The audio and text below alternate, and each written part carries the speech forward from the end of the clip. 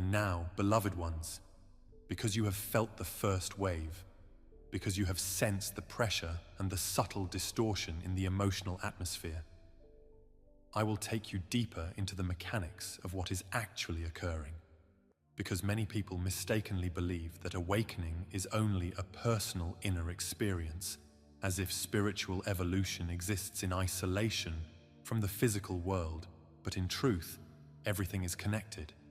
And the awakening wave always expresses itself through matter, through systems, through technology, and through the collective decision-making field.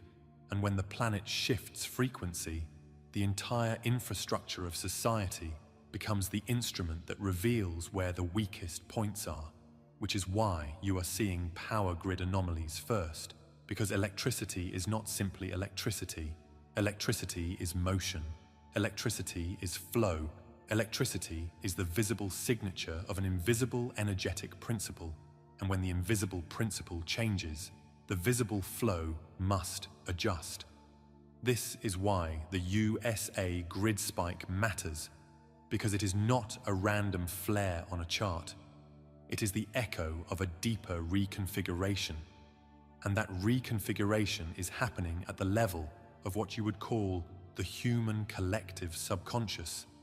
Meaning there is a massive release of stored pressure from decades of suppression, deception, and manufactured stress. And when that pressure releases, it does not look polite.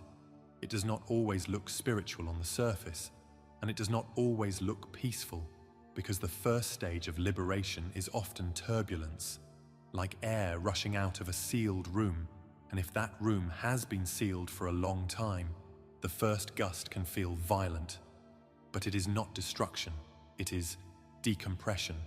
It is the system trying to return to truth. And you must understand how this interacts with the grid, because in the USA, the grid is not only a network of electrical distribution, it is a psychological backbone of modern life. It is the symbol of comfort, the assumption of stability, the silent agreement that the world will function tomorrow. And when the grid behaves strangely, the subconscious mind of the collective becomes uneasy, because stability is questioned at the most basic level. And once stability is questioned, people begin to ask deeper questions, because the mind can tolerate propaganda while it feels safe. But when the safety illusion begins to crack, the soul starts pushing forward. And this is why grid anomalies often precede awakening waves, because instability forces perception to widen. This is also why you will see the media attempt to control the narrative tightly around these events, because the old system does not fear the physical outage alone. It fears what the outage symbolizes. It fears the moment when the human population realizes that the world they believed was permanent is actually fragile. And when people realize fragility, they begin to reconsider authority. They begin to reconsider truth. They begin to reconsider what they have been taught. And that is extremely dangerous for those who rely on blind obedience.